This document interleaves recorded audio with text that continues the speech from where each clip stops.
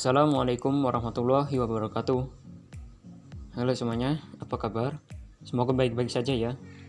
Kali ini, kami dari kelompok 4A akan menjelaskan materi tentang artikel penelitian, konseptual, dan populer. Sebelum masuk ke materi, saya, Rian Sulaiman, akan membacakan anggota kelompok kami. Pertama, Agusna Nur Hikmah dengan NIM 4211-420032. Yang kedua, Rian Sulaiman 4211-420033. Yang ketiga, Fadilah Dasinta Yuliani dengan NIM 4301-420049.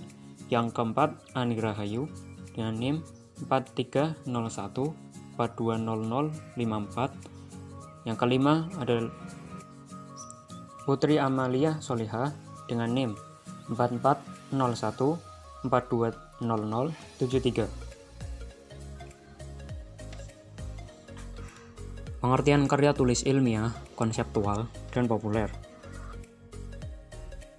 Artikel ilmiah. Artikel ilmiah atau research articles adalah tulisan yang berisi laporan sistematis mengenai hasil kajian atau hasil penelitian yang disajikan bagi masyarakat ilmiah, tentunya yang merupakan audien khusus dengan tujuan menyampaikan hasil kajian dan kontribusi penulis artikel kepada mereka untuk dipikirkan, dikaji kembali, dan didiskusikan baik secara lisan maupun tertulis. Jadi, dapat disimpulkan bahwa artikel ilmiah merupakan sebuah media komunikasi yang digunakan oleh dosen, mahasiswa, peneliti, dan ilmuwan untuk menyampaikan hasil kajian ilmu atau penelitian. Konseptual. Artikel hasil pemikiran atau konseptual merupakan penuangan pikiran atau gagasan penulis tentang suatu hal, yang pengembangannya mengikuti kaidah-kaidah berpikir ilmiah, logis, kritis, objektif, dan sistematik. Tulisan adalah istilah yang digunakan untuk menyatakan sebuah karya tulis yang disusun berdasarkan tulisan, karangan, dan pernyataan gagasan orang lain. Ilmiah berarti bersifat ilmu atau memenuhi syarat kaidah ilmu pengetahuan. Sedangkan populer dalam Kamus Besar Bahasa Indonesia disebutkan bahwa populer berarti dikenal dan disukai banyak atau umum. Bisa juga berarti sesuai dengan kebutuhan masyarakat pada umumnya atau mudah dipahami orang banyak. Maka dapat disimpulkan bahwa karya tulis ilmiah populer adalah karya tulis yang berpegang pada standar ilmiah tetapi ditampilkan dengan bahasa umum yang mudah dipahami oleh masyarakat awam dan layout yang menarik sehingga masyarakat lebih tertarik untuk membacanya.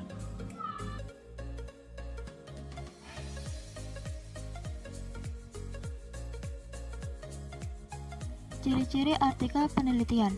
Ciri-ciri artikel penelitian ada 11, yaitu lugas, logis, tuntas, objektif, cermat, tepat dan benar, jelas dan padat, sistematis, tidak argumentatif, tidak persuasif, tidak mengejar keuntungan pribadi, dan juga hanya memuat fakta. Kemudian ciri-ciri artikel konseptual. Ada 3 ciri-ciri artikel konseptual, yaitu 1. Merupakan hasil pemikiran penulis mengenai suatu permasalahan. 2. Pendapat atau pendirian penulis merupakan bagian yang paling vital. 3. Permasalahan yang dibahas cenderung kontroversial. Ciri-ciri artikel populer.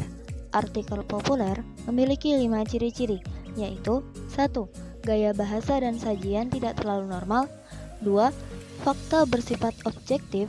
3. Dijiwai kebenaran. 4. Metode berpikir keilmuan. 5. Lebih banyak menyajikan pandangan gagasan komentar atau ulasan terhadap suatu permasalahan. Selanjutnya, di sini saya akan menjelaskan tentang struktur penulisan. Yang pertama adalah artikel penelitian. Adapun struktur penulisan dari artikel penelitian adalah yang pertama judul. Judul artikel bisa sama dengan judul penelitian yang telah dilakukan. Di bawah judul dicantumkan nama penulis, yaitu tanpa gelar, dan lembaga tempat bertugas. Yang kedua, ada abstrak. Abstrak memuat inti permasalahan, cara penelitian, hasil, dan kesimpulan. Abstrak tidak boleh lebih dari 200 kata. Ada beberapa majalah yang mensyaratkan abstrak dalam bahasa Inggris selain bahasa Indonesia. Yang ketiga adalah kata kunci. Kata kunci memuat beberapa kata pokok terkait dengan isi artikel. Biasanya, kata kunci ini ditulis dalam bahasa yang sama dengan abstrak dan ditempatkan di bawah abstrak. Yang keempat adalah pendahuluan. Pendahuluan berisi tentang latar belakang masalah. Mengapa masalah itu penting untuk diteliti, perumusan masalah, serta tujuan penelitian dan tinjauan pustaka, yang mengandung uraian singkat dan sistematis tentang keterangan-keterangan yang berkaitan dengan tulisan. Sumber keterangan ditunjukkan dengan menuliskan nama-nama penulis dan tahun terbitan. Landasan teori sebaiknya dimasukkan inti-intinya ke dalam bab ini. Yang kelima adalah cara atau metode penelitian. Cara atau metode penelitian mengandung uraian tentang cara-cara pelaksanaan penelitian yang mencakup subjek penelitian, populasi, dan sampel, teknik pengumpulan data, serta teknik analisis data. Yang keenam adalah hasil penelitian dan pembahasan.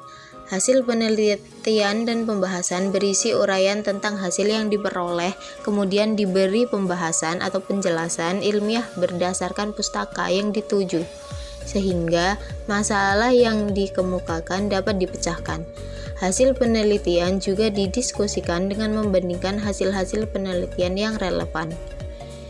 Yang ketujuh ada kesimpulan.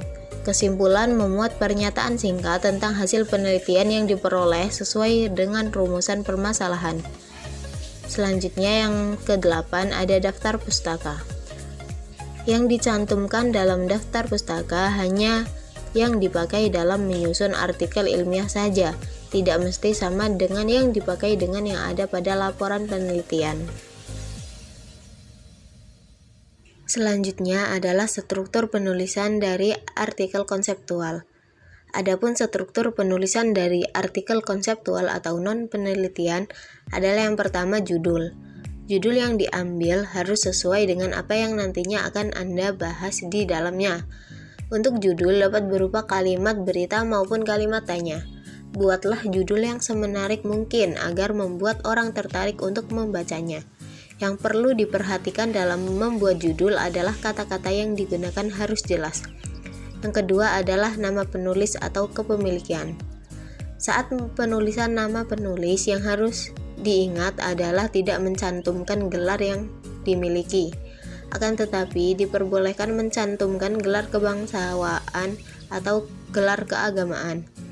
Nama lembaga tempat si penulis bekerja akan ditulis pada catatan kaki di halaman pertama.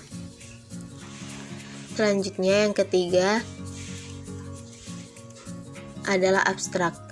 Di dalam artikel konseptual, abstrak berisikan ringkasan dari artikel yang ditulis, bukanlah berupa komentar penulis ataupun pendapat penulis. Biasanya penulisan abstrak berbeda dari bagian lain, yakni lebih menjorok ke dalam. Kata-kata yang kritis dan provokatif juga harus ada dalam abstrak. Selanjutnya yang keempat adalah pendahuluan. Pada bagian pendahuluan berisikan tentang hal-hal yang dapat menarik perhatian pembaca yang berupa acuan terhadap permasalahan yang dibahas dengan menggunakan kalimat yang belum tuntas sehingga menarik pembaca untuk membaca kalimat selanjutnya, seperti kumpulan dari berbagai argumen para tokoh. Yang kelima, bagian inti. Bagian inti membahas tentang berbagai argumen, kupasan, analisis, keputusan, dan sebagainya. Atau bahkan masalah yang dibicarakan oleh penulis itu sendiri. Yang perlu diperhatikan adalah ketika menulis bagian ini harus menggunakan sistematika yang logis dan urut. Dan jangan juga mengulas atau menampilkan bagian ini terlalu panjang, yang membuat pembaca menjadi bosan. Yang keenam adalah penutup. Penutup biasanya berisikan kesimpulan dari artikel yang telah ditulis sebelumnya. Dapat pula ditulis dengan menggunakan subbab agar memudahkan untuk membacanya. Selain kesimpulan, ada juga beberapa penulis yang menambahkan saran dalam artikelnya. Tentu saran tersebut adalah sebuah pesan yang disampaikan penulis kepada yang membacanya, maupun kepada objek yang telah ditulis. Selanjutnya, yang ketujuh ada daftar pustaka. Daftar pustaka merupakan kumpulan dari beberapa sumber yang telah diambil dan Anda tulis dalam artikel ini. Sebelumnya, bagian daftar pustaka terletak pada bagian paling akhir dari artikel. Yang ditulis dalam daftar pustaka adalah nama penulis yang karyanya dijadikan sumber, judul bukunya, kota terbitan buku, percetakan yang mencetak, serta tahun terbit dan juga halaman. Beda lagi penulisan jika yang dirujuk jurnal, koran maupun sumber rujukan lain. Masing-masing memiliki tata cara penulisan tersendiri. Selanjutnya, struktur penulisan dari artikel populer. Struktur penulisan dari artikel populer yang pertama adalah judul. Judul artikel dapat ditulis dengan bahasa populer. Sebaiknya judul tidak lebih dari 8 kata, agar mudah dipahami oleh pembaca. Di samping itu, judul yang panjang akan memberikan kesan bahwa muatan isinya bersifat ilmiah akademis. Meski dianjurkan tidak lebih dari 8 kata, tetapi judul harus dapat menggambarkan persoalan yang dibahas oleh penulis. Yang kedua, ada pendahuluan. Pendahuluan ditulis untuk menggambarkan fenomena yang sedang berkembang, ruang lingkup, permasalahan, dan alasan objektif dari pemilihan persoalan yang akan diamati atau diteliti. Setelah menggambarkan hal itu, penulis dapat menentukan dan membatasi permasalahan yang akan dibahas. Permasalahan disajikan secara lugas dan sederhana, agar pembaca memahami dengan baik dan jelas fokus pembahasan yang akan dilakukan oleh penulis. Batasan masalah perlu diperjelas agar persoalan tidak terlalu luas ruang lingkupnya, sehingga sulit untuk diurai dan dibahas. Yang ketiga ada pembahasan. Pembahasan diharapkan langsung mengarah ke pokok pembahasan. Penulis dapat segera menerapkan logika berpikirnya dengan dukungan konsep, teori, pendapat para pakar, ataupun pengalaman empiris. Saat menyusun pembahasan, penulis perlu untuk merancang sistematika tulisannya agar informasi yang tersaji secara terurut. Penulis harus bisa mengontrol gagasan untuk mengupas, mengurai, dan memecahkan persoalan. Penulis dapat mencurahkan pemikiran, pendapat, dan mengungkapkan sejumlah referensi yang mendasari cara penguraian masalah dan penyimpulan upaya pemecahan masalah. Ruang lingkup tulisan artikel tersedia lebih panjang dari opini atau berita, tetapi tidak bertele-tele. Yang keempat ada penutup. Di bagian akhir, penulis perlu membuat kesimpulan pembahasan untuk menegaskan hasil permasalahan masalah yang telah dilakukannya, serta pokok-pokok gagasan yang penting untuk diperhatikan pembaca. Yang kelima ada daftar pustaka. Yang ditulis dalam daftar pustaka adalah nama penulis yang karyanya Anda jadikan sumber, judul bukunya, kota terbitan buku, percetakan, tahun terbit, serta juga halaman. Beda lagi penulisan jika yang dirujuk adalah jurnal, koran, maupun sumber rujukan lain. Masing-masing memiliki tata cara penulisan tersendiri. Saya Fadilah Desinta Yuliani dengan NIM 43014200049. Teknik penulisan artikel penelitian, konseptual, dan populer. A. Teknik penulisan artikel penelitian terbagi menjadi 3 tahap: pre-writing, drafting, dan post-writing. Yang pertama ada pre-writing. Penulis membaca ulang dan menentukan fokus permasalahan pada laporan penelitian yang telah dibuat sebelumnya. Kemudian dituangkan ke dalam artikel melalui kerangka artikel. Yang kedua, drafting. Di sini penulis mengembangkan kerangka artikel dengan pengolahan kata, kalimat, paragraf, dan pembaban laporan dalam artikel dengan bentuk yang berbeda dengan laporan awalnya. Yang ketiga, post-writing. Di sini, penulis artikel melakukan revisi pada bagian isi artikel dan pengeditan bahasa, serta tata tulis artikel. Tahap ini juga memerlukan pembacaan ulang guna memastikan kembali hal yang harus ditambah, dikurangi, atau dipindahkan. Tahapan post-writing dapat dilakukan oleh dua orang. Artikel penelitian menggunakan ragam bahasa baku dengan memerhatikan aspek tata tulis artikel. Juga harus memerhatikan gaya selingkung jurnal yang akan dipilih sebagai sarana publikasi. Nah, setelah proses dilakukan seluruhnya dari ketiga tahap tadi, penulis dapat mengirimkan artikel tersebut ke dalam jurnal yang dipilih. B. Teknik penulisan artikel konseptual. Ada 6. 1. Menentukan tema dan topik yang akan ditulis. Tema dan topik itu menentukan tulisan seperti apa yang akan dihasilkan. Menentukan tema dan topik itu dilakukan dengan mencari tahu apa yang harus diulas dan dikaji secara teoritis. 2. Membuat judul. Judul harus mencerminkan topik yang dibahas dalam artikel. Pemilihan katanya harus tepat, mengandung unsur-unsur utama yang dibahas, dan harus memiliki daya tarik bagi pembaca. 3. Mengkaji pustaka sesuai dengan topik yang dipilih. Tahap ini dilakukan dengan mencari beberapa teori dan mengkaji pustaka yang sesuai untuk tema dan judul tersebut, agar artikel konseptual itu nantinya memiliki pembahasan yang mendetail. 4. Merumuskan mind map penulisan. Mind map itu berguna untuk menentukan alur penulisan artikel. Perumusan mind mapping yang paling mudah itu dapat dilakukan dengan melakukan breakdown pada judul. Mind map itu juga disebut dengan kerangka tulisan. 5.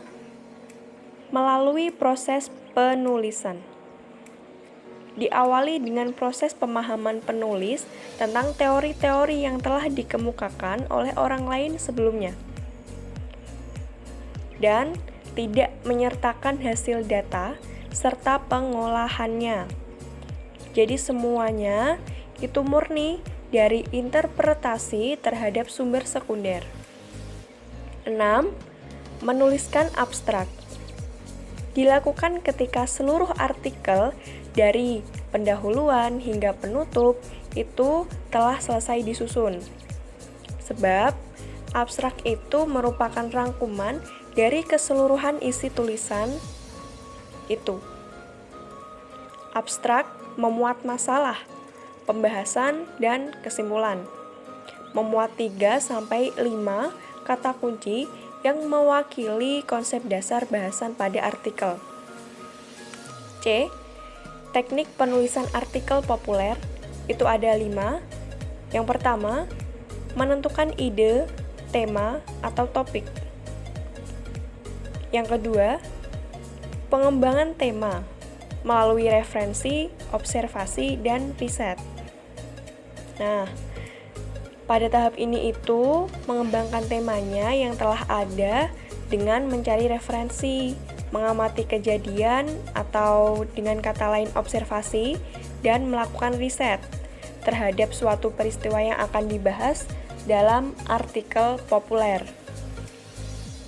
Yang ketiga, outlining. Menyusun dan menguraikan kerangka artikel dengan referensi, observasi, atau mengamati kejadian, ataupun riset yang telah dilakukan untuk menjadi artikel. Menggunakan bahasa yang sederhana dan mudah dipahami oleh orang awam atau masyarakat luas. 4. First draft atau free writing, yaitu dengan melakukan pengembangan pengembangan penulisan artikel populer itu secara bebas, runtut, singkat, dan jelas, tanpa mengacu pada suatu aturan penulisan tertentu, dan biasanya berisi informasi yang menarik pada waktu tersebut, seperti kejadian yang baru saja terjadi. Yang kelima, itu ada editing. Editing itu melakukan penyuntingan terhadap artikel yang telah dibuat sebelum dipublikasikan untuk konsumsi publik. Perbedaan antara artikel penelitian konseptual dan populer. 1. Judul artikel. Pada artikel penelitian, hendaknya informatif, lengkap, tidak terlalu panjang atau pendek, yaitu antara 5 sampai 15 kata. Memuat variabel-variabel yang diteliti atau kata kunci yang menggambarkan masalah yang diteliti. Pada artikel konseptual, hendaknya mencerminkan dengan tepat masalah yang dibahas. Pilihan kata-kata harus tepat, mengandung unsur-unsur utama masalah, jelas, dan setelah disusun bentuk judul harus memiliki daya tarik yang cukup kuat bagi pembaca. Pada artikel populer, menggunakan bahasa yang menarik dan tidak dibatasi pada bahasa baku atau biasa menggunakan bahasa nonformal yang dapat menarik hati pembaca. 2. Teknik penulisan artikel. Pada artikel penelitian, memiliki teknik penulisan yang baku dan sesuai dengan kaidah kebahasaan, yaitu EYD. Teknik penulisan disesuaikan dengan masalah dari materi yang akan dibahas dan sesuai dengan teori dari teknik penulisan pembahasan suatu penelitian. Pada artikel konseptual, cara menulisnya sama saja dengan menuliskan gagasan yang dimiliki oleh penulis, benar atau salah. Gagasan tersebut diperoleh dari kajian teori yang ada, yang kemudian dicari jawabannya melalui sebuah penelitian. Hasil penelitian inilah yang akhirnya membenarkan atau menyalahkan gagasan sang penulis. Pada artikel populer, teknik penulisannya bebas, runtut, singkat, dan jelas.